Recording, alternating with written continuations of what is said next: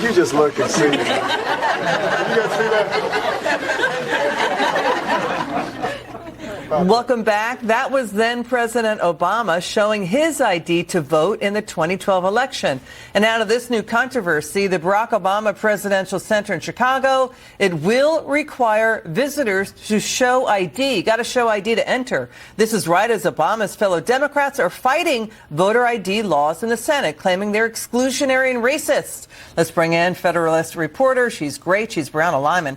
Brianna, we always love seeing you. What's your take on this?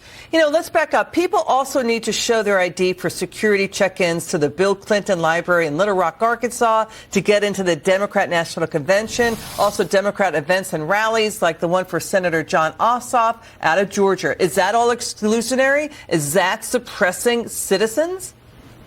Yeah, it's just as racist as having to show ID to shovel snow in New York City. We were told that that's okay and acceptable to require ID for, but not voting. And Democrats can't make rhyme or reason with their logic here because they understand and they tacitly admit it by putting in these eligibility requirements to show ID, that showing ID serves a purpose of securing an event. In the cases of elections, when it comes to securing an election, they don't seem to understand the need for ID. And what Democrats need to understand is this is not just an 80-20 issue. It is a 90-10 issue, and that is across all partisan sides. Independents, Democrats, and Republicans support some voter ID measure, and they're fighting it tooth and nail and then tacitly admitting, well, voter ID does work, just not when we don't want it. Yeah, the majority of minority voters want it.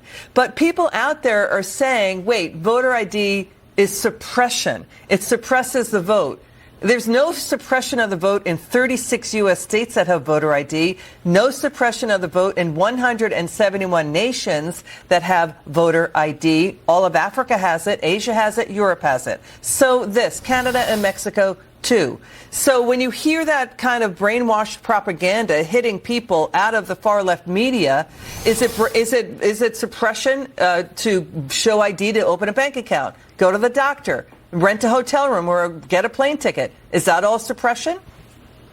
Of course not. And you can look to Georgia. Remember after they passed their election integrity in 2021, it was called Jim Crow 2.0. It was the second coming of the KKK. CNN and the Washington Post both did follow-up reports during the first election after that legislation was passed, and they interviewed black voters. And guess what those black voters said? It was easier to vote then with voter ID in place than it had been in the past. So every excuse that Democrats have come up with to fight voter ID has fallen flat. Black voters not only support it, but they said, we have no problem voting. You have females who they now say that if you're a married woman, you won't be able to vote, as if women are too stupid to do some paperwork, but smart enough to become president. Every excuse they have failed. So they should be honest and just say, look, we like election integrity.